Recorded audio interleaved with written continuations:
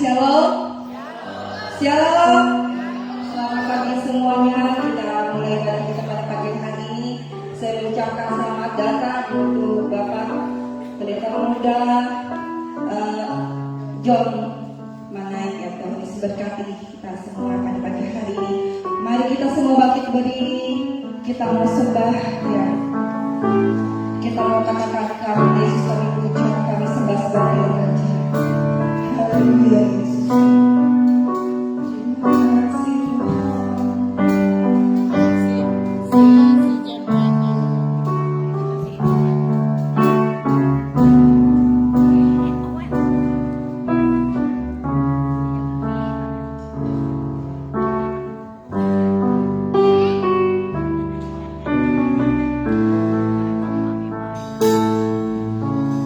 Yesus kami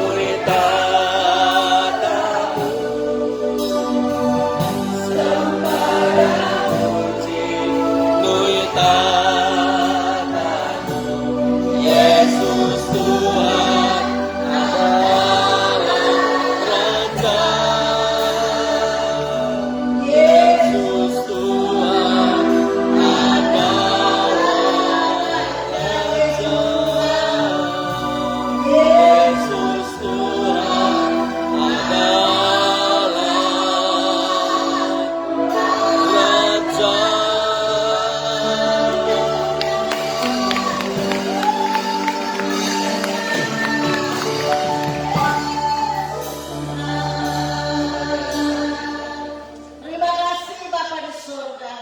Engkau sudah sertai hidup kami satu minggu. Dan pagi hari ini kami semua ada di dalam baik-Mu. Siap untuk memuji Tuhan. Siap untuk menyembah. Siap untuk mendengarkan firman-Mu. Mari Roh Kudus Engkau yang berkarya. Dari awal ibadah sampai selesainya. Urapi hamba-hamba-Mu, WL Singer, para pemain musik. Dan hamba-Mu secara khusus Bapak PDM John menaik ya Tuhan, Engkau pakai dan Engkau rapi. Dan kami sekalian yang ada dalam ruangan ini dilawat oleh Tuhan. Kami mengalami pemulihan, kami mengalami perubahan, kami mengalami perjumpaan dengan Tuhan secara pribadi. Kami pulang dengan sukacita, kami pulang dengan kemenangan, kami pulang dengan kesembuhan yang daripada Allah. Di dalam nama Yesus, kami siap untuk memuji Tuhan. Terima kasih Tuhan. Haleluya. Semua yang percaya katakan amin.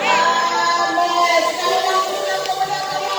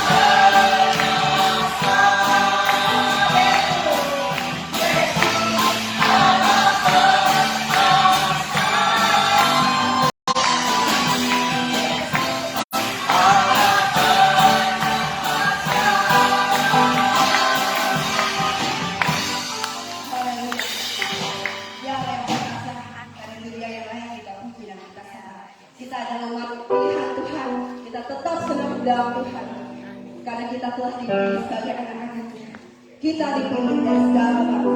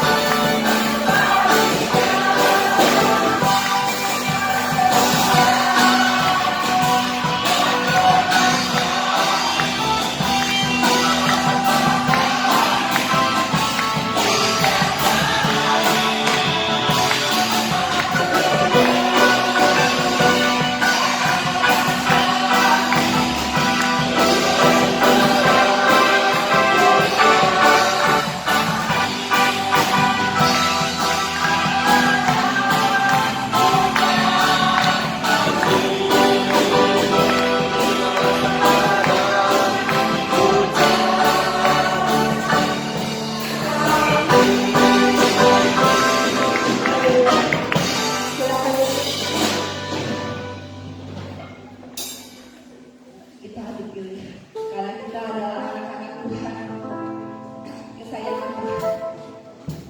Kita punya Allah yang dahsyat, kita adalah Allah yang luar biasa. Ya, beberapa bulan yang lalu papa saya menjalani operasi batu empedu, semuanya karena pertolongan Tuhan. Ya, batu itu ada 40-an lebih di dalam empedunya. Puji Tuhan sekarang sudah sehat kembali dan juga dokter ponis harus operasi wasirnya. Tetapi karena berkat doa, dia katakan kemarin ketemu saya, pas kebetulan dokternya waktu itu cuti ya 1 bulan lebih. Mungkin di situ waktu Tuhan supaya kita berserah sama Tuhan, supaya kita mengandalkan Tuhan. Kita dikasih waktu untuk berdoa. Ya, setelah kemarin ketemu 2 hari yang lalu kalau nggak salah dia bilang, ya kayaknya nggak usah operasi, udah sembuh wasirnya, sudah kempes. Padahal waktu itu berapa bulan itu wasirnya udah bengkak, nggak bisa sembuh. Cuma Tuhan kasih waktu selama dokter itu cuti, kita berdoa supaya Tuhan pulihkan pakai operasi. Puji Tuhan, dia katakan nggak usah operasi, Tuhan sudah sembuhkan. Puji nama Tuhan, kita punya Allah yang dahsyat. Kita katakan dari utara ke selatan. Haleluya.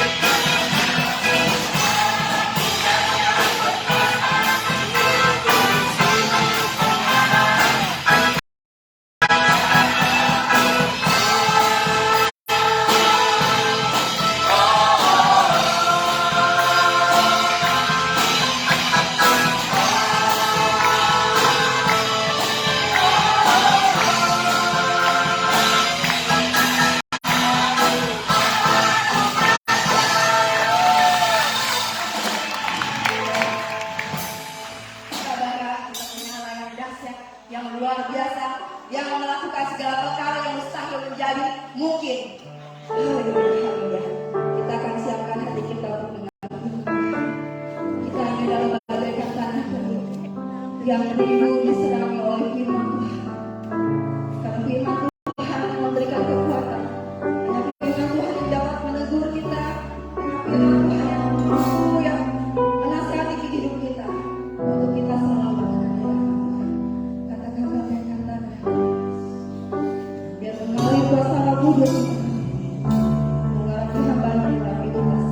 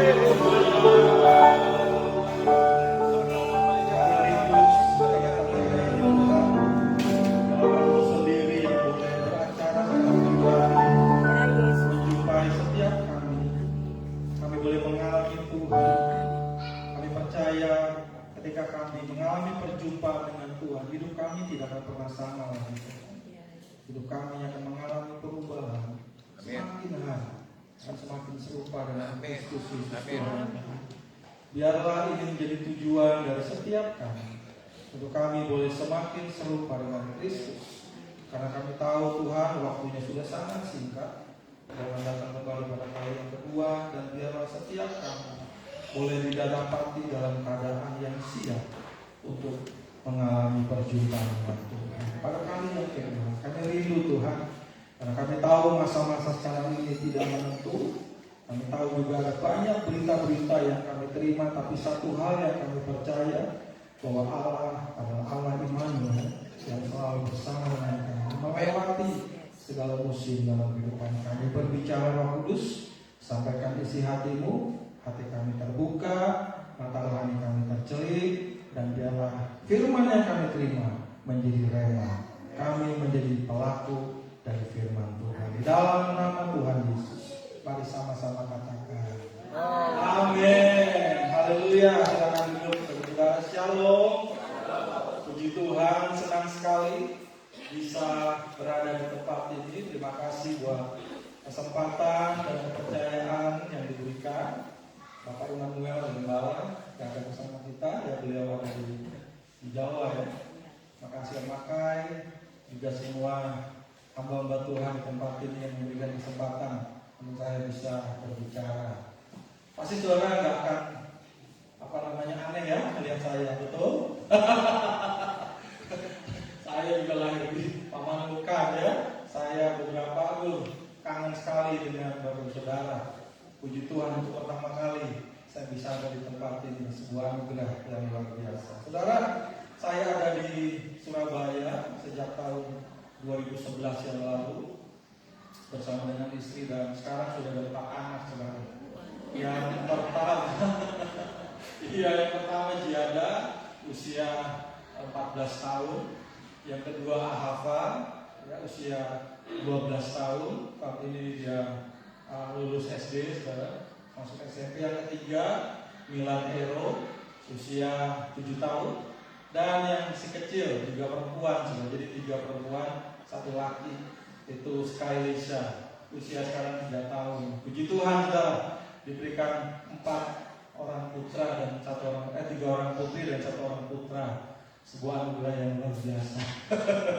Ya, oke, saya akan lanjut pada penyampaian firman Tuhan, dan pagi hari ini Tuhan taruh dalam hati saya satu judul, yaitu persistence, saudara ya. Persistence, kegigihan, ketekunan. Ya, saya ambil dari Filipi pasal yang pertama ayat yang ke-29. Nanti kita tolong multimedia boleh bantu untuk mengikuti ya. Filipi pertama ayat ke-29, darah firman Tuhan berkata bahwa sebab kepada kamu dikaruniakan bukan saja untuk percaya kepada Kristus, melainkan juga untuk menderita untuk Dia. Wah, saudara, pagi-pagi sudah dapat firman kok, rasanya kok gimana gitu ya. Ada kata apa di sini, saudara? Ada kata menderita. Berapa banyak di antara kita yang suka untuk mengalami penderitaan? Boleh angkat tangan, saudara? Saya percaya satu kata ini adalah kata yang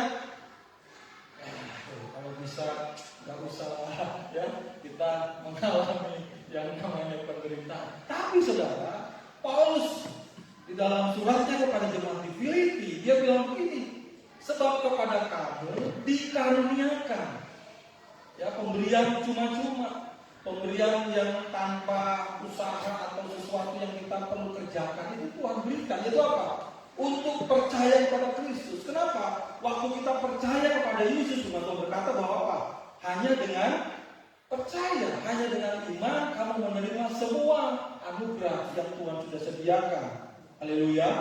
Kita suka dengan ayat ini. Kenapa? Lewat iman kita percaya, Tuhan menyatakan apa yang menjadi kerinduan kita, apa yang menjadi doa kita. Karena hanya percaya. Tetapi tidak hanya itu. Artinya begini, saudara, kalau kita mau semakin sempurna di dalam kehidupan kekristenan kita, kalau kita mau semakin hidup serupa dengan Kristus, maka satu hal yang harus juga kita nikmati dalam kehidupan kita adalah mengalami penderitaan. Katakan menderita. Tapi kata menderita ini hal yang baik, saudara. Kenapa? Karena saya percaya di dalam penderitaan ada sebuah maksud, ada sebuah tujuan. Kalau penderitaannya karena kesalahan kita, ya, kita melanggar hukum, kita melanggar peraturan, lalu ada konsekuensi sehingga kita harus menderita. Nah, itu salah kita sendiri, saudara. Jangan menyalahkan Tuhan. Sudah tahu bahwa itu dilarang, ya, perboden begitu kan. Lalu kita langgar, lalu ditilang, ya. Lalu ada sesuatu yang nggak enak yang harus kita alami, harus disidang lah, segala macam, harus nebus STNK atau SIM segala macam. Lalu kita merasa aduh nggak enak. Lalu kita komplain sama Tuhan, aduh Tuhan kenapa nggak Tuhan lindungi, Tuhan jagain. Saudara, jangan begitu. Betul? Kenapa? Karena itu adalah pelanggaran yang kita lakukan, ada konsekuensi. Nah, yang saya mau sampaikan di sini adalah penderitaan karena kita melakukan firman, karena kita hidup di dalam kebenaran. Nah, lalu kita mengalami penderitaan. Nah, ini yang perlu kita nikmati. Katakan nikmati. Kita perlu nikmati, saudara. Nah, coba ada beberapa sikap di sini yang saya catat, yang saya tulis. Ya, dan ini adalah menjadi sebuah pemikiran umum pada saat kita berhadapan dengan yang namanya penderitaan. Contoh, ya, kata ini, saudara, aku nggak percaya hal ini terjadi pada. Aduh, nggak percaya. Kok bisa saya alami? Kok bisa ya orang yang saya bantu, orang yang saya tolong ternyata mengkhianati saya? Ya, yang berpacaran mungkin, kalau tiba-tiba diputus, kok bisa ya? Sudah mau menikah ternyata dia punya yang saya tinggalkan, saya pulang. Ini sesuatu yang mungkin kita sering dengar, saudara. Yang berikutnya apa? Mengapa saya? Kok harus saya yang mengalami ini? Kenapa enggak dia saja? Saya rajin ke gereja, saya berdoa, saya mengembalikan perpuluhan, saya suka menolong orang. Kok kenapa saya? Iya loh Tuhan. Aduh, cek males kata orang Surabaya. Malas, nggak rajin beribadah, nggak suka untuk datang ke komsel dan sebagainya. Kenapa kok saya yang harus mengalami ini? Kenapa enggak dia? Pernah dengar? Atau mungkin kita pernah mengalami omongan ini? Mengapa saya harus melalui semua ini? Saya benci hal ini. Nggak seorang pun mengerti apa yang sedang saya alami. Mengapa aku nggak memiliki hidup yang normal? Tuhan, tolong jauhkan ini semua. Mengapa repot? Menyerah akan jauh lebih mudah. Nah, ini contoh-contoh perkataan atau pemikiran yang muncul dalam kehidupan kita. Nah, saudara, 1 Petrus pasal 4 ayat yang pertama bilang begini.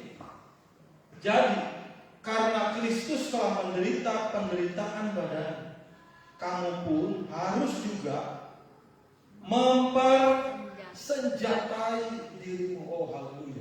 Kamu pun harus mempersenjatai. Artinya apa? Memperlengkapi. Artinya apa?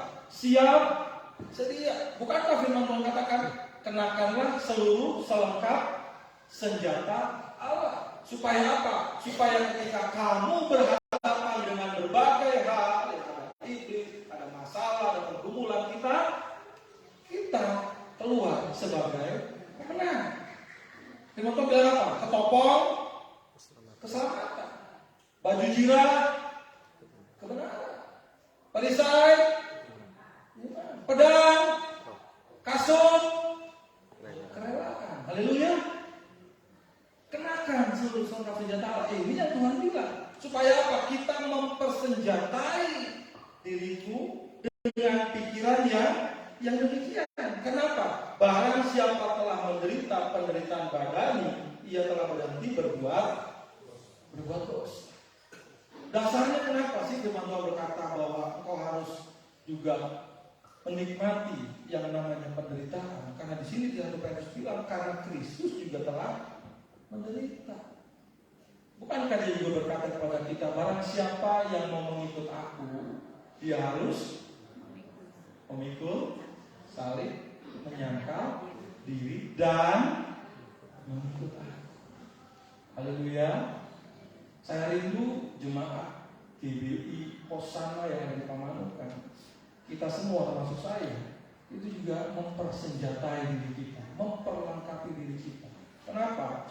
Saudara, hari-hari ke depan ini menjadi sesuatu yang mungkin ya hal yang membuat kita bisa mengalami kegentaran atau ketakutan. Prediksi-prediksi yang dinyatakan dan disampaikan, even Pak Jokowi sendiri sudah menyampaikan ya resesi 2023 dan ke depan, apalagi kita masuk tahun politik ke depan ini sampai 2024, biasanya akan terjadi banyak hal yang ya membuat kita bisa mengalami kegentaran. Nah, saya rindu kita sudah siap sebelum hal itu terjadi. Gereja Tuhan harus memperlengkapi seluruh jemaat dan semua anggota. Untuk apa? Untuk tetap kuat di dalam firman, tetap kuat di dalam melakukan kehendak Tuhan. Kenapa, saudara? Karena kita tahu bahwa apa? Waktunya Tuhan sudah sangat singkat. Memang kita sudah mendengar ini dari 2000 sekian, dari 1900 sekian. Pendeta ngomong terus tuh, Tuhan sudah mau datang, tapi sampai sini tak arah kemana? Tidak terbukti kok. Saudara, kalau Tuhan belum datang artinya apa? Tuhan masih memberikan kesempatan kepada umat manusia untuk apa? Untuk berbalik. Tapi kesempatan itu akan ada waktunya, akan ada batasnya.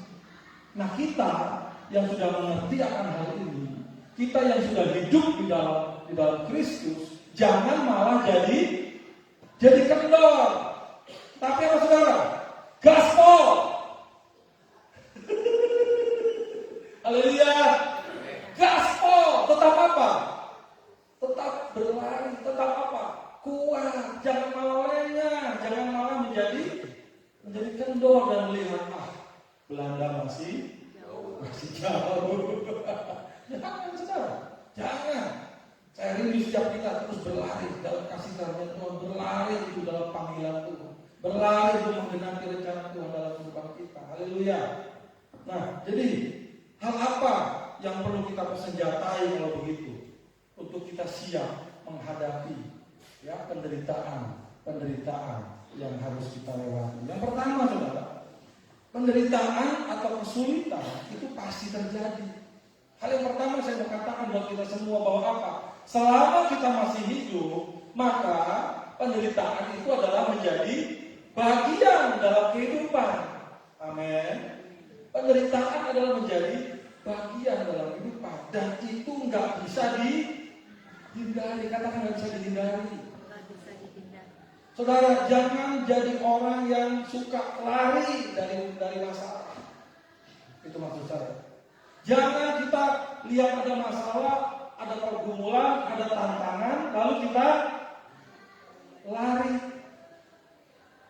Nah, seperti kisahnya apa tuh? Kisah Raja Israel yang pertama siapa? Raja Saul ketika Goliat menantang raja dan seluruh pasukan, bahkan seluruh bangsa Israel ditantang oleh Goliat. Ayo maju, ya nggak perlulah semuanya, satu aja kita one on one, satu lawan satu. Siapa yang bisa mengalahkan, berarti dia yang menjadi pemenangnya. Waktu Goliat menantang dengan suara dan postur tubuh yang besar, Raja Saul aja ciut, saudara. Raja Saul aja dia nggak berani.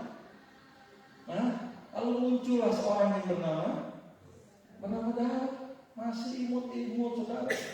Bukan tentara, bukan pasukan dari elit dari kerajaan Israel, bukan. Seorang yang terbiasa hanya mengembalakan 2-3 ekor domba. Waktu dia dengar bagaimana Goliat menantang, semua orang di sana nggak ada yang berani. Ini masalah, tapi mereka hanya dia menunggu, nggak tahu harus berbuat apa. Daud muncul dalam hitungan di atas kertas, istilahnya nilai yang dia bisa tunjukkan bahwa dia sanggup mengalahkan Daud. Pengalaman nggak punya, pengalaman perang nggak punya. Ketika ditanya oleh Saul, apa kerjamu? Ya saya hanya mengembalakan 3 ekor. Nah, terus kamu gimana mau melawan dia? Tapi waktu saya melihat ada singa, ada beruang yang mencoba untuk apa? Untuk menerkam ternak saya akan lawan. Saya akan hajar, saya akan robek mulutnya, saya akan kalahkan singa. Singa atau beruang dia lawan dengan kekuatan yang diberikan oleh Allah, maka saya sanggup untuk apa? Mengalahkan. Saudara, kebenaran ini seharusnya menjadi kekuatan untuk setiap kita, bahwa apa? Bersama dengan Tuhan kita sanggup melewati semua masalah dan pergumulan kita. Amin. Bersama dengan Tuhan, tentu saja. Tapi jangan lari saudara dari masalah. Hadapi masalah. Ya, selesaikan. Karena saya percaya kalau Tuhan yang memberikan ujian kepada kita, Tuhan berkata apa? Aku tidak memberikan pencobaan melebihi kekuatan. Karena pada saat kamu dicobai, Tuhan memberikan kekuatan. Katakan kekuatan. Kekuatan sehingga kamu dapat melewati. Yohanes 16 ayat 33 dalam versi AYT sudah begini, semua ini aku katakan kepadamu supaya di dalam aku kamu memiliki damai sejahtera di dunia. Kamu akan mengalami penganiayaan, tetapi kuatkanlah hatimu, aku telah mengalahkan dunia. Oh haleluya. Firman Tuhan berkata begini saudara, supaya di dalam aku, di dalam Kristus, di dalam Yesus, kamu memiliki damai sejahtera. Artinya begini, waktu kita sudah tinggal di dalam Kristus, lalu kita sepakat untuk apa? Hanya melakukan kehendak Tuhan, hanya mau belajar taat untuk mengerti dan belajar taat untuk berjalan dalam tuntunan Tuhan. Saya percaya gini, waktu ada ujian demi ujian, masalah demi masalah, maka itu menjadi bagian untuk apa? Kita boleh melihat bagaimana tangan Tuhan bekerja bersama dengan kita. Amin. Dan itu harus kita lewati, saudara. Itu apa? Kamu akan mengalami penganiayaan. Saya mengucap syukur untuk masa-masa yang kita pernah lewati di kota ini sebenarnya. Tahun 98. Kalau sudah melihat ke belakang, saya percaya itu adalah bagian dari contoh yang ayat ini sudah sebutkan. Tapi puji syukur kepada Kristus, kita bisa melewatinya 98. Amin. Tapi ke depan ini kita nggak harus. Kita nggak tahu. Nah, saya rindu bahwa ketika kita sudah melewati tahun 98, lalu kita memasuki tahun 2024, 2025 dan seterusnya, kalau Tuhan izinkan kita masih ada. Saya percaya tantangan belum tentu akan semakin ringan. Tantangan bisa menjadi semakin besar. Penganiayaan kemungkinan, ya kita semua sudah tahu bagaimana ada terjadi di Banten, saudara ya, di Tangerang, di Cianjur, di Jawa Barat, terutama. Ternyata saudaraku, saya lihat data dari orang-orang yang mengalami penganiayaan dalam gereja. Ternyata Jawa Timur itu nomor 1. Saya pikir Jawa Barat nomor 1. Ternyata data itu mengatakan Jawa Timur ternyata nomor 1. Di daerah Madura itu saudara, daerah Pamekasan, daerah Pulau Madura itu perkristenan sangat sulit berkembang. Hampir sama dengan Jawa Barat. Tapi saya kaget juga waktu ternyata di data itu dirilis Jawa Timur mengalami nomor 1 penganiayaan. Ada tantangan gereja untuk apa? Mengalami pertumbuhan dan perkembangan. Tapi saya juga harus katakan bahwa apa? Tangan Tuhan tidak pernah terlambat untuk menopang dan menolong anak-anaknya. Amin. Kenapa? Karena Tuhan berkata, kuatkanlah hatimu. Kalaupun Tuhan izinkan kita istilahnya meninggal, ya. Saya percaya seperti yang Paulus katakan bahwa apa? hidup untuk Kristus, mati adalah keuntungan. Haleluya, amin. Hidup untuk Kristus, walaupun kita dipanggil Tuhan, meninggal itu adalah sebuah keuntungan. Nah, taruh ini dalam hati kita, taruh dalam pemikiran kita, saudara. Persenjataan kita dalam pemikiran ini, ya, bahwa ketika mengalami penderitaan atau penganiayaan mungkin yang terjadi, jangan gentar, jangan takut. Walaupun secara daging kita percaya, saya percaya, saya pun juga pasti nggak akan berbeda dengan saudara. Kita akan mengalami sempat akan apa?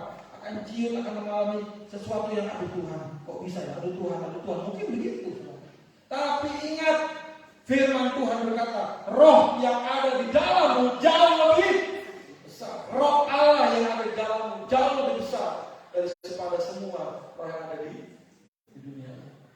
Jadi kuatkan hati kita. Karena firman Tuhan berkata, aku telah mengalahkan dunia. Amin. Yesus telah mengalahkan dunia.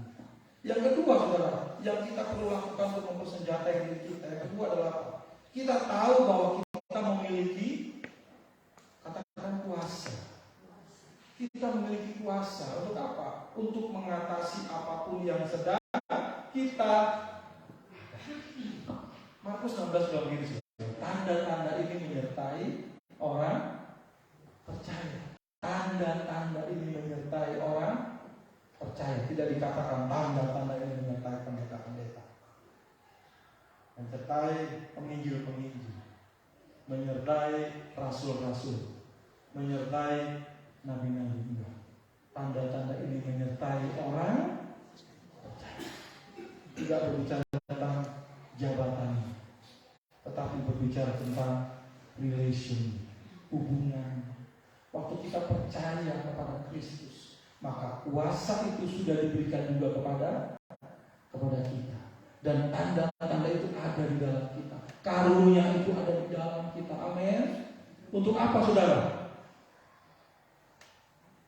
Mengusir setan. Untuk apa, saudara? Menumpangkan tangan terhadap orang sakit, dan orang sakit akan sembuh. Untuk apa lagi, saudara? Untuk bersaksi. Untuk apa lagi, saudara? Untuk kita berkata kepada masalah, berkata pada pergumulan bahwa apa? Aku punya Tuhan yang besar. Masalah baru datang, aku akan menghadapi. Amin, saudara. Ya, kita punya kuasa. 1 Korintus 10:13 bilang begini, pencobaan yang kamu alami ialah pencobaan yang biasa, yang tidak melebihi kekuatan manusia. Sebab Allah itu setia, dan karena itu Ia tidak akan membiarkan kamu dicobai melampaui kekuatanmu. Haleluya. Pada waktu kamu dicobai, Ia akan memberikan kepadamu. Nah, ini sudah. Pada waktu kita dicobai, betul Tuhan sudah mempersiapkan jalan keluarnya, solusinya. Amin. Cuma kadang-kadang ya yang menjadi masalah itu kita terlalu cepat bereaksi dengan apa? Memutar otak kita. Memutar, siapa yang bisa bantu saya ya? Siapa yang bisa saya hubungi ya? Siapa yang bisa menolong saya kira-kira ya? Kerabat mana ya yang bisa bantu saya? Siapa ya kira-kira dari keluarga pihak istri atau pihak suami yang bisa menolong saya, membebaskan saya dari masalah ini? Kadang-kadang kita kejebaknya di situ. Kita suka sesuatu yang namanya instan. Haleluya. Karena memang kita dicekoki setiap hari dengan semua yang sifatnya instan. Bikin kopi, kalau dulu kan mesti apa dulu? Mesti dari biji di-grinding dulu. Terus apa? Diseduh. Aduh, lama prosesnya. Sekarang tinggal apa? Buka saset, langsung kasih air panas, kocok, selesai. Lapar, buka lemari, ambil apa? Instan. Rebus, makan. Gak perlu apa, saudara? Potong-potong, campur-campur. Butuh waktu. Sekarang semuanya kita diperhadapkan dengan semua serba instan, cepat. Dan ini juga akhirnya mempengaruhi kehidupan kita. Tanpa kita sadar sebetulnya. Kita menjadi orang-orang yang cenderung untuk apa? Cari cari yang serba cepat, siapa? Kita lupa untuk apa? Kembali kepada Tuhan. Tuhan, ya apa yang kita? Puasa. Puasa. Berapa lama Tuhan? Ini puasa aja. Nah kan? Puasa 1 hari. Ya apa? Udah mepet Tuhan, udah mepet. Belum ada jawaban. Puasa di hari kedua, puasa hari ketiga, puasa. Saudara, itu sebetulnya ya, saya belajar hal-hal yang kelihatannya sepele seperti itu. Tapi saya belajar tiap hari itu apa untuk berjalan dalam tuntunan dan kehendak Tuhan. Cari hikmat Tuhan, cari tanda dari Tuhan, cari perkenanan Tuhan. Sebelum apa? Sebelum saya mengambil sebuah keputusan, apalagi keputusan yang strategis, keputusan yang penting. Ya, keputusan yang berakibat akan jangka panjang. Waduh, itu resikonya apa? Resikonya adalah gerbong itu. Ya. Bisa apa? Keluarga, bisa pekerjaan, bisa pelayanan. Itu akan terdampak, terpengaruh pada waktu kita salah dalam mengambil keputusan. Ya, kadang-kadang kita harus diperhadapkan pada harus menunggu waktu yang lama sebelum itu dinyatakan oleh Tuhan. Tapi belajar untuk persisten, belajar untuk gigih, haleluya, belajar untuk tekun, saudara. Amin, amin. Tekun, saudara, tekun. Jangan mau cari yang gampang, jangan mau cari yang mudah. Langsung begini tangannya, lalu ada orang yang amploki. Selesai. Oh, terima kasih Tuhan, lalu bersaksi. Tuhan sudah menjawab. Come on, ini dari Tuhan, betul. Belum tentu, saudara. Ya, jangan pernah kita dalam tanda kutip, saudara, mengekspresikan sesuatu yang sepertinya dari Tuhan, tapi sebenarnya bukan yang dari Tuhan. Tapi kita sudah mengatakan, wah Tuhan baik, Tuhan sudah menjawab doa saya, bla bla bla bla. Tapi untuk caranya bukan yang Tuhan mau. Mungkin caranya kita harus pakai dengkul, saudara, untuk berlutut. Menangis, itu mungkin cara yang Tuhan mau untuk kita lakukan. Tapi berapa banyak kita yang mau melakukan itu? Waktunya Tuhan udah gak mungkin Tuhan. Harus cepat. Deadline-nya sudah sangat singkat. Harus cepat. Tapi saya percaya saudara, ini firman gak masalah. Pada waktu kamu dicobai, pada waktu kamu mengalami penderitaan, di situ Tuhan sudah siap untuk memberikan jalan. Hanya menunggu waktu, itu apa? Untuk kita hanya berserah dan menantikan Tuhan dan percaya bahwa janji Tuhan biarlah amin. Tepat pada waktunya Tuhan. Tepat pada waktunya. Waktu anak saya lahir yang pertama, itu sebetulnya kami nggak ada persiapan. Terus terang. Kenapa? Karena majunya cepat. Waktu itu kontrol itu di minggu ke berapa ya? Tapi maju sekitar 2 mingguan. Jadi kami terus terang ada persiapan. Nah pada waktu itu orang-orang sudah bilang bahwa istri saya gak mungkin bisa lahir normal. Kenapa? Karena pinggulnya kecil gitu. Tapi satu firman istri saya dapat, lalu saya juga dapat diteguhkan. Seperti Musa melahirkan anak-anak dengan normal. Itu ayat kita dapat. Kalau kita pegang setiap kali berdoa, Tuhan kami percaya dia akan lahir normal, istri saya akan lahir normal. Kenapa? Karena terus terang sudah ada biaya kalau sesar berapa kan gitu. Sebenarnya di situ sih yang dibebankan. Tapi ayat itu meneguhkan untuk kita percaya mau apa dengar kata orang atau mau percaya firman kan begitu. Tapi singkat cerita sudah untuk kontrol itu, dokter pertama bilang oh ya ini udah sehat semua baik ya nanti 2 minggu lagi ya datang. Tapi ternyata tiba-tiba dokter tuh kayak melihat sesuatu udah kayak coba dicek dalam, dicek dalam sama dia. Waktu dicek dalam loh, kok sudah bukaan dia bilang. Sudah bukaan 1 bukan 2 nih katanya. Terus dia akhirnya singkat cerita kami dilarang pulang. Ayo kamu udah masuk ruang kamar untuk persiapan. ayahnya suaminya boleh pulang, bawa semua perlengkapan. Saya pikir, wah Tuhan tolong Tuhan, gimana nih? Kenapa? Enggak ada, terus terang nggak ada persiapan.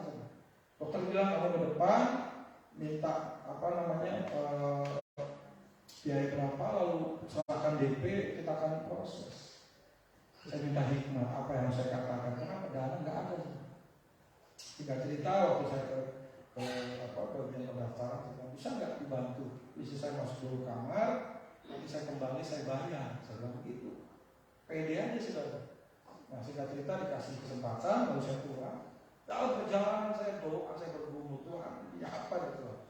Harus ada DP. Ya, singkat cerita saudara kembali, pergantian orang yang pendaftaran. Saya pikir, sudahlah saya tunggu aja. Ya, jadi ya agak nakal sebenarnya. Agak nakal saya. Jadi saya tidak memberikan DP, tapi saya langsung ke siapa itu Israel, melahirkan. Bukaan terus bukaan sudah cepat sekali. Ini anak pertama. Saya saksi di hadapan saudara. Istri saya enggak mengalami yang namanya kesakitan pada waktu mau melahirkan. Enggak ada. Begitu enteng, begitu enjoy, ketawa-ketawa kita nyanyi, nyembah Tuhan sampai kira-kira jam 11 malam. Di situ mulai ternyata ada sesuatu yang mengganggu. Mengganggunya begini saudara. Waktu dokter masuk lagi, dibilang ini harusnya sudah mau keluar ini, bukan 10 tapi kok waktu tangan saya masuk dia naik ke dalam. Tangan masih masuk dia naik ke dalam. Dokter bilang dugaannya adalah lalu dikasihlah berkas tanda tangan Pak ya untuk kita persiapan. Saya hubungi dokter anestesi spesial itu di jam 11 malam, kira-kira hampir setengah 12 malam. Di situ saya diingatkan lagi. Apa coba diingat? Diingatkan bahwa anak ini itu adalah anak yang suka bersentuhan dengan angka 7. Angka 7. Pokoknya nomor antrian nomor 7, nomor ruangan dokter ruangan nomor 7. Ya. Nah, terus apa lagi? Firman yang kami dapat, ya, lahir sempurna angka berapa saudara? Angka 7. Itu kira-kira tanggal 30 Juni. Malam itu adalah tanggal 30 Juni. Saya doa, Tuhan ini saya tanda tangan apa enggak? Tiba-tiba itu ternyata satu lagi. Dokter sempat ganti sudah. Kita ganti dokter. Waktu ngobrol-ngobrol dengan dokter yang baru, saya bilang gini, dokter sudah berapa lama gabung di tempat ini? Ya saya baru 7 bulan Pak. 7 lagi. Anak ini selalu bersentuhan dengan anak 7. Nah, waktu itu jam 11 malam, hampir jam 12 saya bilang jangan-jangan ini anak lainnya ini di bulan 7. Saya bilang dokter, saya nggak akan tanda tangan. Tapi percaya kalau sampai nanti jam 12 pergantian hari, kalaupun itu anak belum keluar, saya akan tanda tangan. Saya akan tanda tangan. Nah, singkat cerita saja, waktu jam 12 kurang 5 menit kita sudah, saya Tuhan, saya percaya apa yang menjadi janji Tuhan, anak kita akan lahir dengan normal, istri saya akan baik. Itu Tuhan beri kami damai sejahtera. Beri kami damai sejahtera. Jam 12 tes, 12.00, jebret itu anak normal.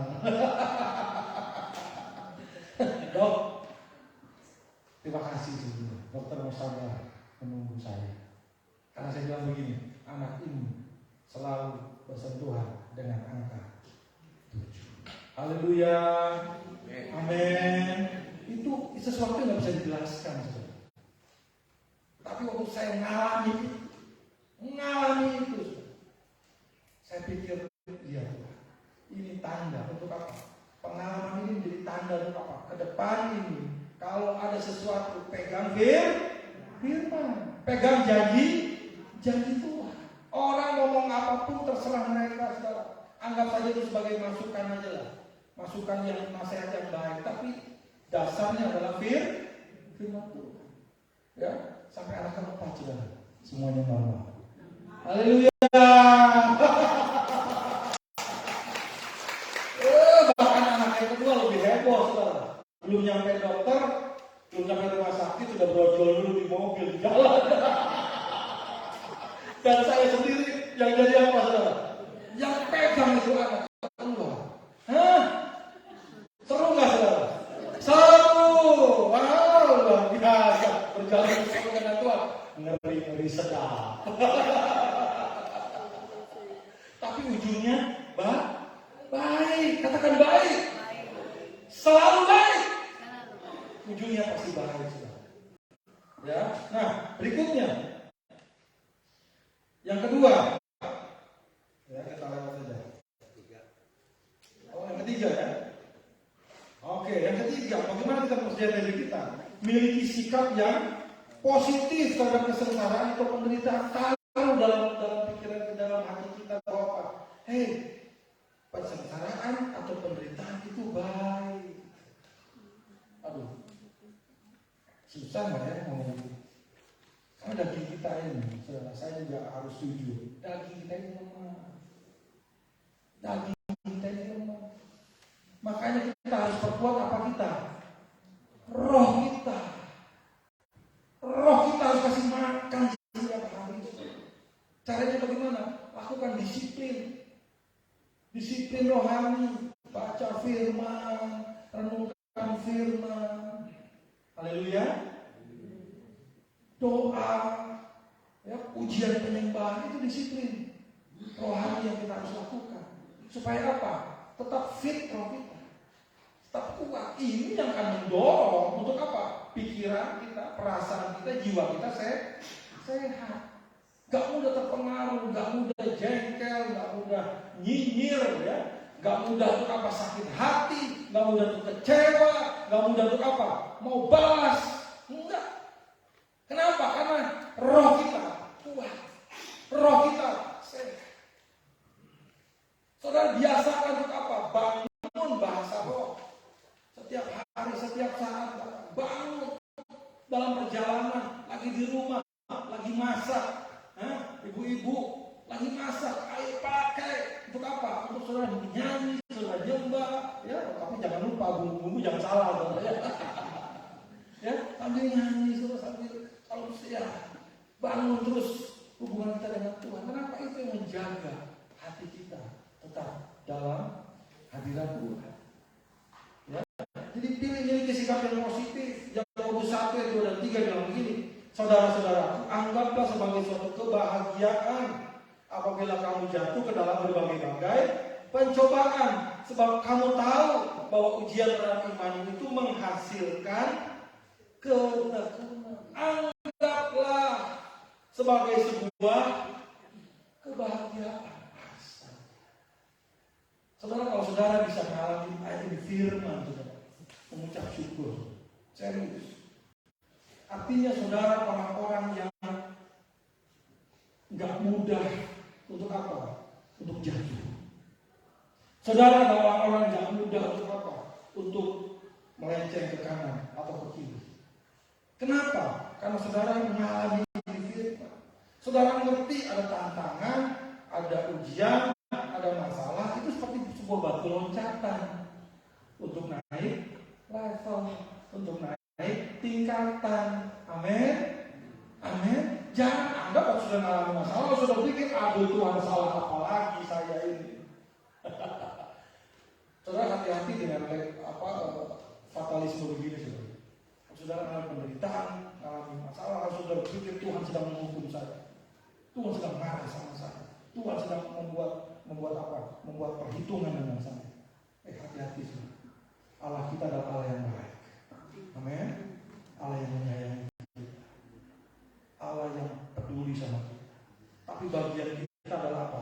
Kita merespon dengan apa? Belajar taat. Waktu saudara tetap dalam kebenaran, kalau saudara menghadapi masalah, itu bukan Tuhan sedang marah dengan saudara, marah dengan kita, sedang menghukum kita, enggak. Dia sedang melatih otot iman kita. Dia sedang melatih kaki kita untuk berjejak dari satu bukit ke bukit yang lain. Amin. Anggaplah sebagai sebuah kebahagiaan.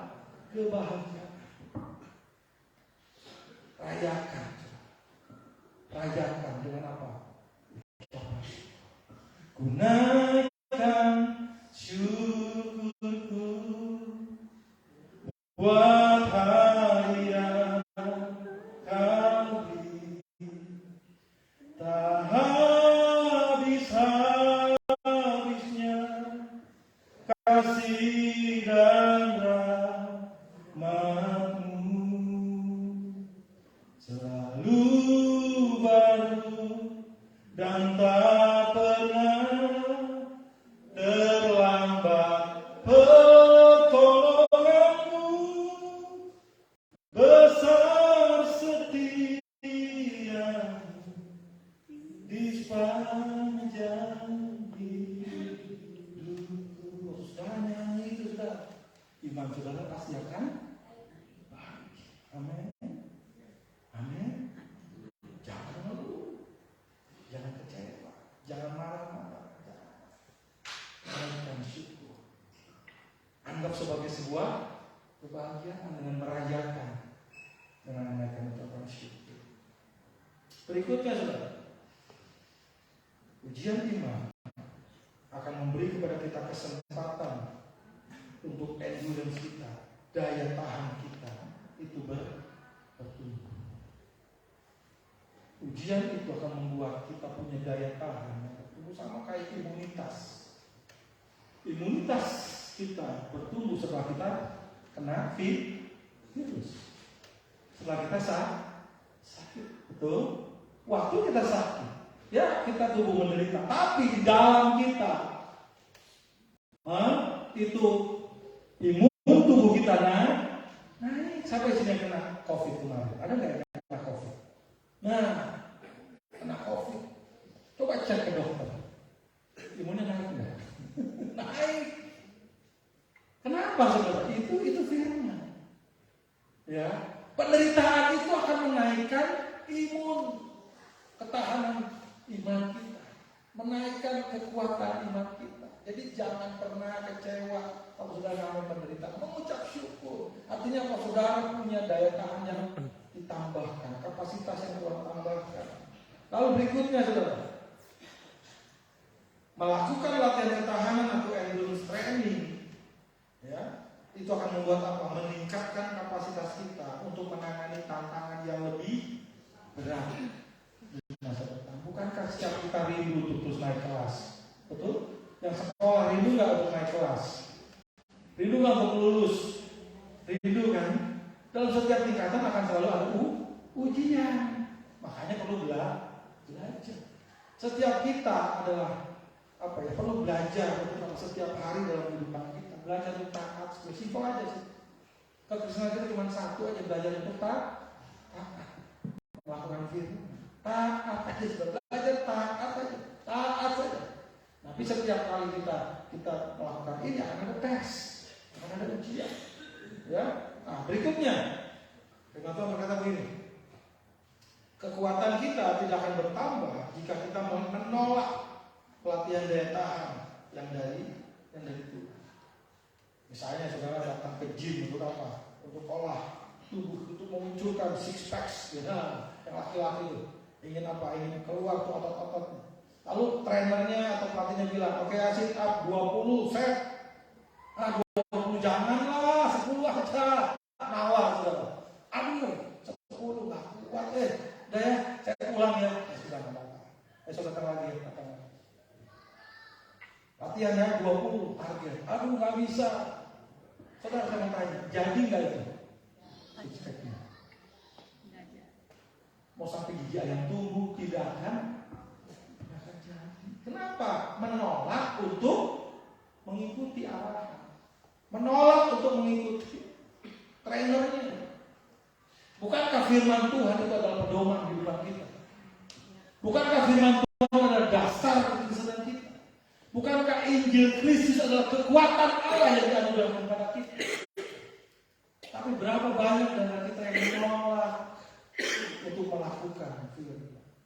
Berapa banyak dari kita yang menolak untuk apa? Mengikuti apa yang diarahkan lewat firman.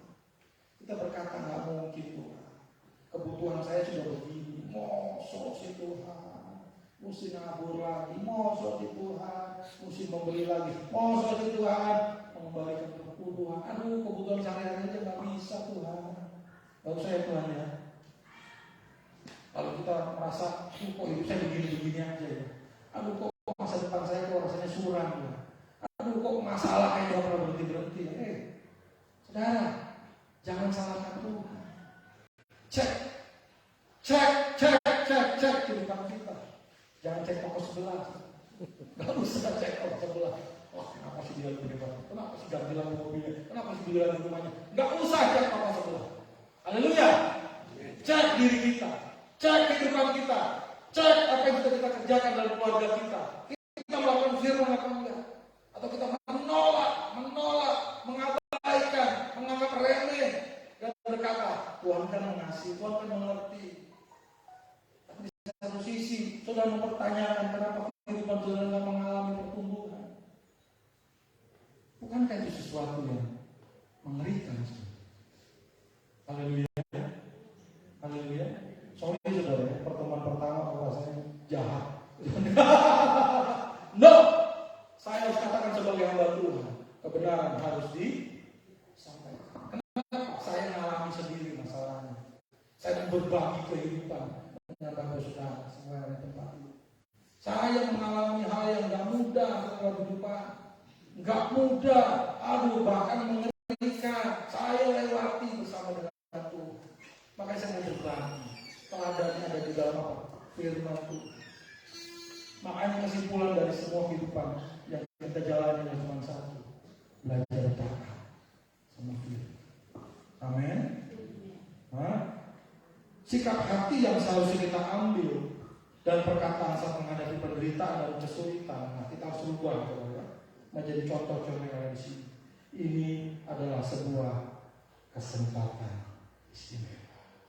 Waktu saya mengalami, wah, ini adalah sebuah kesempatan. Yang kedua, betapa menggairahkan.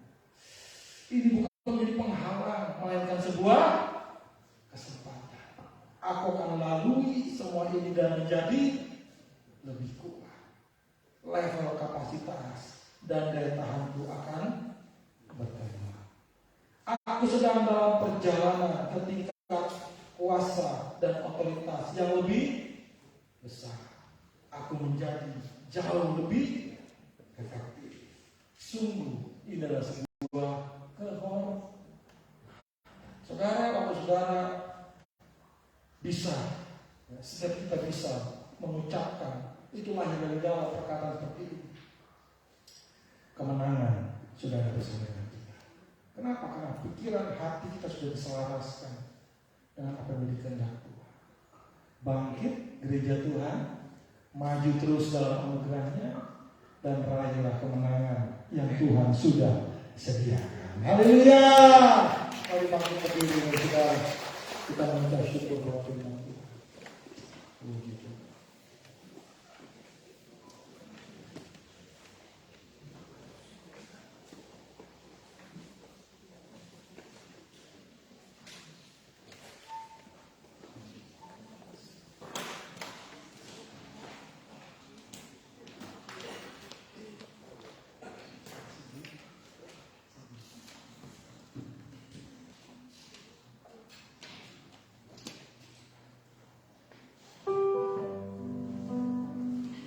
Pujian saudara, Yesus kau kebenaran yang membebaskan. Terima kasih. Yesus kau kebenaran yang menyelamatkanku. Kau memberikanku hidup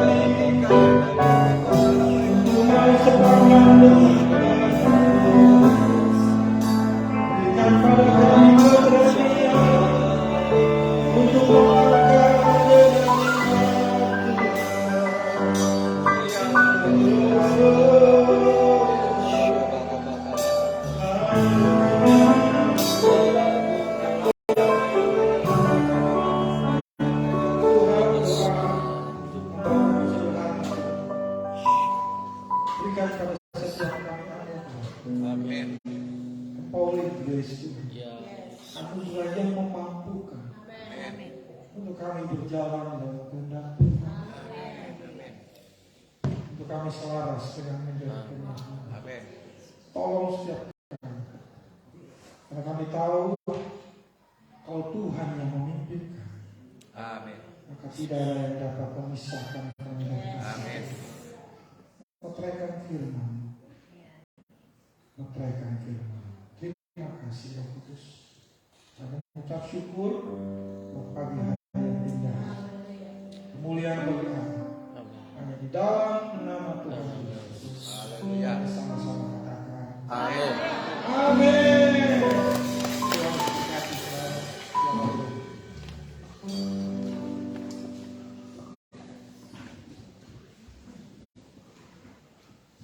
Puji Tuhan, saudara semua diberkati dengan Tuhan. Amin. Saya undang pelayan kolektan. Saya akan lagu, jangan kamu khawatir. Ya, atas nama Bapak Bendala dan seluruh sidang jemaat kami ucapkan terima kasih pada hambanya Saudara John. Saya nggak nyebut Bapak. Saudara John tahu saya kecilnya, tetangga dan juga orang tuanya Bapak Pendeta Luba Raja adalah gembala senior saya, senior. Sana GBI, di sini GBI, tapi kita sama-sama bekerja di dalam Tuhan. Amin. Tidak saling bersaing, amin. Ya, ada beberapa gereja sama satu gereja, tapi musuh-musuhan semua. Tapi di sini kita berdamai karena pelayanan kita hanya untuk kemuliaan Tuhan. Amin. Ya, kita bisa saling terlibat. Beberapa waktu yang lalu saya bicara Taluban sekali-kali di sini. Mungkin yang diutus senior dari tapi Talubannya di sini. Ya, begitu. Terima kasih Tuhan berkati. Dimanapun Tuhan pakai di Surabaya, jadi berkat nama Tuhan termuliakan. Sampai kemudian, jangan kamu khawatir, kita berdoa dulu. Bapak terima kasih untuk firman-Mu yang memberkati kami pagi hari ini. Kami percaya Tuhan apa yang Kau sampaikan merupakan pesan buat kami. Setiap kami, siapapun, kami tidak luput dari yang namanya kesusahan, penderitaan, cobaan yang kami alami. Namun satu yang pasti, firman-Mu pagi ini berkata, Engkau menginginkan setiap kami untuk menjadi umat-Mu yang taat, setia, percaya, beriman sepenuhnya kepada Engkau. Maka apapun yang kami alami, kami sanggup untuk mengatasi, dan kekuatan itu datang daripada Engkau untuk memampukan kami Tuhan, menghadapi semua yang terjadi dalam hidup kami. Dan kami percaya kami akan keluar sebagai pemenang-pemenang di dalam Engkau, mengatasi segala masalah kami. Terima kasih Tuhan, memberkati hamba-Mu yang masih muda ini, berpakai terus dengan urapan daripada Tuhan. Dimanapun dia tempatkan kemuliaan Engkau, dia hanya menjadi berkat bagi banyak orang. Nama Tuhan dipermuliakan. Terima kasih Tuhan. Sebentar kami akan berikan persembahan kami, berikan dan kuduskan kami, apa yang kami berikan, biarlah semua bermanfaat untuk pelayanan dan pekerjaan. Dalam nama Yesus kami berdoa, kami ucap syukur. Haleluya. Amin.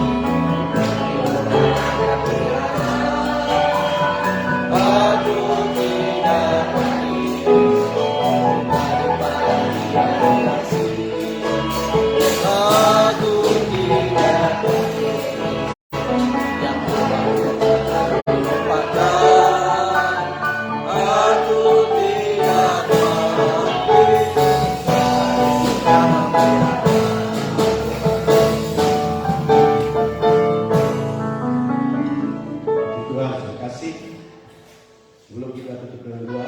Kita dengarkan beberapa pengumuman. Yang pertama, ibadah kegiatan sepekan seperti biasa pagi ya, dari hari Senin sampai hari Senin sore doa malam, doa pagi tidak ada, sedangkan doa malam.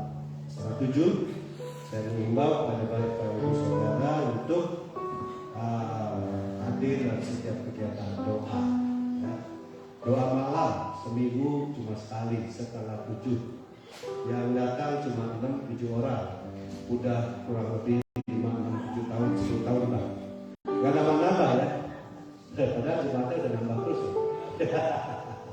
Ya, dihimbau terus. Biar Roh Kudus bekerja menggerakkan Bapak Ibu Saudara. Amin. Haleluya. Kalau doa pagi dari Selasa sampai Sabtu doa pagi jam 5 kok. Ini lebih berat lagi. Jam 5 yang anaknya tidur ngorok ya. Ya doa pagi. Ya, tadi Saudara John, kita harus lebih banyak menyembah, memuji dan berdoa. Doa adalah apa? Doa bersamanya apa? Nafas kehidupan orang percaya. Bagaimana kita bisa bernafas? Bagaimana bisa kuat? Sementara doa-doa kita melempem. Satu sisi kita pengen kuat, hadapi masalah. Tapi doanya membles ya. Waktu masalah datang, ya kita bisa kalah. Tapi kalau kita doanya kuat saya percaya. Kita juga kuat menghadapi ya serangan iblis. Amin. Amin. Mau doa pagi? No? Haleluya. Puji Tuhan. Ya, doa malam Senin dipimpin oleh Ibu Yati. Hari Rebo ada kebaktian wanita. Nah, ini wanita juga perlu dihimbau. Yang datang kurang lebih cuma 10 orang. Dari 2, 3, 4, 5, berapa tahun yang lalu 10 orang kurang lebih gitu ya. Ya, padahal wanitanya di sini banyak. Wanitanya lebih dari 20-30. Wanita, WBI. Jangan-jangan wanita itu yang sudah berkeluarga. Ini WBI, kebaktian wanita Beta Indonesia. Jadi yang belum berkeluarga boleh. Jadi jangan menganggap bahwa wanita itu yang sudah berkeluarga. Ibadah wanita Rabu setengah 6. Ibadah yang belum pernah datang silakan datang. Ya ada berkah, ada makan-makan. Kebaktian wanita. Makan apa? Makan rohani. Bukan jajanan ini. Haleluya, puji Tuhan, terima kasih. Ya, kita doakan Bapak Ibu Gembala yang saat ini tidak ada tempat. Yaitu dari keluarga yang paling tua. Jadi kalau adik-adiknya yang menikahkan putra putrinya, dia ini sebagai wali kan harus datang. Dan ibu ini ada 2 keponakannya hari ini. Ya, setelah Sabtu kemarin dan Sabtu ini. Jadi Bapak Ibu Gembala ya mungkin absen 2 minggu ini ya, minggu ini lupa. Ya, laporannya Seninnya akan datang pulang. Jika memang sudah lama Bapak Gembala akan pulang. Perlu sekali-kali Gembala juga cuti ya untuk keluarga saya. Haleluya. Kita doakan supaya resepsi pernikahan dari keponakan yang berjalan dengan lancar. Ya, yang berulang tahun khusus hari ini cuma 1 orang. Besok ya tempatnya Bapak Yusuf Ali Sugito. Bapak Yusuf, selamat berulang tahun besok walaupun waktunya. Kita naikkan pujian panjang umurnya sehat pada buat kita.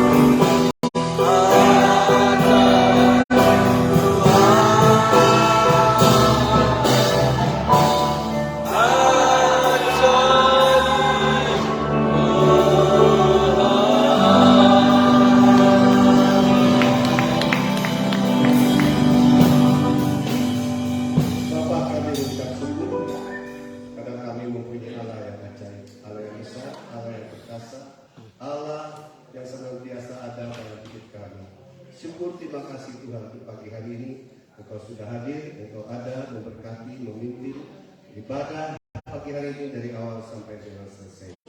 Kami diberkati, kehadiran kami tidak sia-sia. Kami boleh memuji dan meninggikan nama-Mu dengan sukacita. Peristiwa firman-Mu yang memberkati kami pagi hari ini. Firman-Mu Tuhan memberikan satu nasihat, memberikan satu teguran buat setiap kami. Dalam setiap kehidupan kami, biarlah kami senantiasa mengandalkan Engkau. Mengandalkan firman-Mu, karena firman-Mu adalah kekuatan yang tak terbatas. Saat kami mengangkat tangan Tuhan, kami percaya Engkau turun tangan. Dalam kami menghadapi masalah apapun, tidak ada masalah yang seberat apapun jika kami menyerahkan semua dalam tangan-Mu. Engkau yang senantiasa membereskan segala sesuatu, karena di dalam Engkau tidak ada yang mustahil. Yang berat, yang mustahil, di hadapan Engkau tidak ada yang mustahil, Bapa. Engkau sanggup untuk menyelesaikan masalah kami. Terima kasih Bapa. Engkau berkati hamba-Mu, Saudara John, menaik di mana-Mu dia melayani, ditempatkan. Biarlah Engkau urapi terus, Engkau pakai terus menjadi berkat Tuhan, sehingga nama Tuhan dipermuliakan. Tuhan, kami berdoa untuk Bapak Ibu Gembala dimanapun berada, khususnya di daerah Semarang maupun Salatiga yang saat ini sedang Tuhan mengunjungi sama suami saudara-saudaranya, khususnya menghadiri pernikahan. Oh Tuhan, ponakannya, biarlah Tuhan acara-acara demi acara dari semua berlangsung dengan lancar dengan baik, dan setiap perjalanan kemanapun Bapak Ibu Gembala Engkau sertai lindungi, sehingga saat waktunya kembali pada minggu yang akan datang tiba di pemenuhan yang sama. Terima kasih Engkau juga memberkati seluruh sidang jemaat di tempat ini ya Bapak. Engkau tahu pergumulan mereka masing-masing. Kami percaya Tuhan Engkau memimpin dan memberkati ya, keluarga mereka semua. Damai, sejahtera dan kasih-Mu hadir dalam kehidupan rumah tangga mereka. Memberkati setiap rencana, pekerjaan, usaha mereka. Apapun yang mereka kerjakan, usaha kami rencanakan, Engkau buat berhasil, berguna, bermanfaat, bahkan beruntung. Nama Tuhan dipermuliakan. Yang lemah Engkau kuatkan, yang sakit dalam nama Yesus Engkau sembuhkan ya Bapa. Yang terbeban berat Engkau bukakan jalan. Engkau berikan kelegaan bagi mereka Bapa. Terima kasih Bapak, terima kasih. Yang berdoa bagi saudara kami yang tidak hadir, dalam Engkau juga lawat, Engkau sertai mereka. Apapun masalah mereka, Engkau campur tangannya Bapak. Terima kasih Tuhan, terima kasih. Sebentar kami akan pulang ke rumah kami masing-masing, sertai lindungi. Kami boleh tiba ke rumah kami masing-masing dengan selamat dan tidak pulang satu apa. Bapak Ibu, saudara kasih dalam Tuhan, angkatlah kedua belah tangan hamba-Nya sebagai alat untuk memberikan doa berkat bagi saudara. Bagi saudara yang percaya dan yakin, saya percaya doa berkat ini menjadi bagian kehidupan saudara semua. Bapak Ibu, saudara kasih dalam Tuhan, terimalah berkat daripada Allah Bapa kita dan kasih karunia daripada Tuhan Yesus Kristus. Kiranya menyertai kita semua.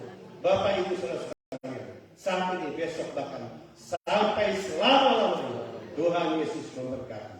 Yang percaya katakan, amin.